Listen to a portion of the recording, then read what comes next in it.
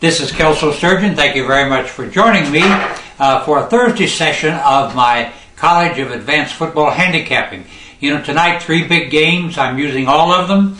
A basic question in handicapping. Each of these games, let's just run through them. First of all, I'm releasing to my Best Bets Club a 5-unit play on the Iowa State-Tulsa game.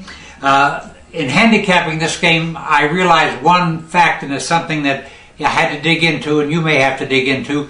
You know, it's very difficult to tell how good or bad either Iowa State or Tulsa is. They may be decent football teams.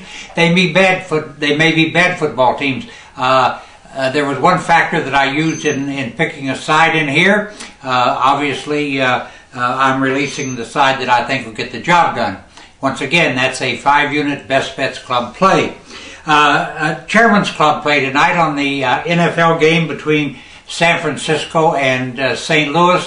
The question I had to answer at handicapping this game was, you know, the Rams are on a double bounce back, which is a very strong element in handicapping football. They've been blown out in their last 2 games. But, you know, you've got to balance that against a real basic question. What's wrong with the 49ers? They simply looked awful in their last 2 games, and nobody looked any less effective than a quarterback, Colin Kaepernick, who was sensational last year. He's been anything but that this season. And these teams really battled hard and right to the wire the last time that they got together. Also, the 49ers tonight is a question of whether tight end Vernon Davis will play. He's a key part of the offense. You'll have to stay up to date on that one. Once again, a 25-unit play on the 49ers-Rams game, a Chairman's Club release. Now, my single best bet of the night is a personal best club play. It's on the Virginia Tech-Georgia Tech game. A lot of questions to be answered here at handicapping game. First of all, you know, Georgia Tech already has 2 ACC wins under its belt. And these are the 2 teams that are going to probably battle it out for the Coastal Division Championship to get to the ACC playoffs. So, you know, both of them are going to fire their best shot. Both have their strengths and their weaknesses. The one overlying factor in looking at this particular game was, was whether it's going to be a defensive battle, as the statistics suggest, or does one of these sides have a big offensive edge? And I say a defensive battle. Virginia Tech has the 5th best defense in the country, gives up 233 yards a game. Georgia Tech has the 11th best defense in the country, gives up 275 yards a game. Once again, this is a personal best club release, $50. You can get any of these games on the internet or toll free at 1-800-755-2255. And all credit cards are accepted. Once again, let me run down tonight's plays. A 5-unit play on the Iowa State-Tulsa game. A 25-unit play on the St. Louis Rams 49ers game. And last but not least, a 50-unit play on the Virginia Tech-Georgia Tech game. Once again, available on this website, toll-free, 1-800-755-2255. All major credit cards accepted. Now, you've got to run the injury report this week. Now, I just jotted down some of the injury reports, some of the injuries or personnel issues that I felt were very important. And let me just run them down, and I'm dealing only with quarterbacks. And you'll see I've got several sheets here. You know, Arkansas quarterback Brandon Allen, a shoulder, is downgraded to doubtful for the Texas A&M game. Boise State quarterback Joe Smithwick has a shoulder injury, probable for Southern Miss, but how effective will he be? For Duke, quarterback Anthony Boone, shoulder, out indefinitely. Florida, quarterback Jeff Driscoll, a broken tibia, out for the season. Hawaii, quarterback Taylor Graham, the man who makes the Rainbow Warriors work, has a shoulder injury, questionable for Fresno State Saturday night. Tonight in the Iowa State-Tulsa game, Iowa State quarterback Sam Richardson nursing a bad ankle. He's probable, but, you know, who knows. Kentucky, quarterback Maxwell Smith with a shoulder is upgraded to probable against Florida. Miami, quarterback Stephen Morris, ankle injury, is upgraded to play against South Florida. Nevada quarterback Cody Fajardo, A knee injury, questionable Saturday for the Air Force. Quarterback Braxton Miller, Ohio State, upgraded to probable for Wisconsin. And last but not least, for Southern California, quarterback Cody Kessler has a hand injury, but is still probable for Arizona State. Also, another injury in that game that's not a quarterback, wide receiver Marquise Lee has an ankle injury. He also is probable.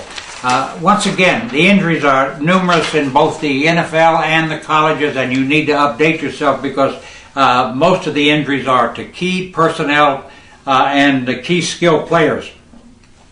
You don't want to bet in the blind and get caught. Now, there's one thing that always amazes me, and that's those who worship trends and statistics and whatever and swear by them. And I've always said that a guy or a gal who focuses on trends and statistics and tries to make them carry a lot of weight in their handicapping is doomed. I call it a walk through a paradise of fools. The most misleading stat of all is that of time of possession, and nothing proves that more than Oregon and Baylor. Oregon is ranked 125th and last in the NCAA rankings of time of possession. Oregon has the ball for just 22 minutes and 17 seconds in each game. That means the other side has it for 37 seconds and 23 minutes. Yet, Oregon is 3-0, and in those 22 minutes and 17 seconds, averages 672 yards a game and 61.3 points a game. Baylor is almost as good. You get a situation where Oregon and Baylor score so fast they need less than 2 minutes to make a touchdown. So to say that this is an interesting and valuable statistic, this time of possession thing, it just doesn't wash. Period. And keep it in mind. You need to dig in and see what has produced this particular number. Now, while we've got to be careful to use data, there's some things that just stand out. And I don't want to pick on Florida International University. I feel sorry for the team. I feel sorry for the coach. I feel sorry for the school, and I don't know who's to blame for letting the program fall through into a pit, but somebody did. And this is by far the most hopeless team in the NCAA rankings of 125 teams. Florida International will be lucky to win a game this season. I think it'd take a miracle even for that to happen. Maybe they had some shot to beat Bethune-Cookman, a 1AA team, but they lost that game 34-13 to show you how futile things are. Last week they got beat 72-0 as a 41-point underdog at Louisville. Now, this team has so little talent that it's not competitive, and I want to just share these with you because these speak to the truth. Florida International averages 150 yards of offense per game. That's 114th among the 125 teams. They average 5.8 points a game. That's dead last of 125th among the 125 teams. They give up 444 yards a game, 101st ranking. They give up 46.8 points a game, 122nd ranking. If you want to lay the big wood against somebody all season, this is probably the team that you should use. Now, just a reminder, once again, I've got those 3 knockout plays tonight. All of them are available on this website, toll free at 1-800-755-2255. And remember, a 100-unit college football game of the month on Saturday, a 100-unit NFL football game of the month on Sunday. Now, let me leave you with this little thought before we leave, and this is just my thought. One of the great secrets of handicapping is to be disciplined and patient and never get in a hurry to make the money. There's always tomorrow, and I look at it that way. Patience, patience, patience, and discipline get it all done. Thanks again for watching. I'll be right back here Friday morning with a report for the entire weekend.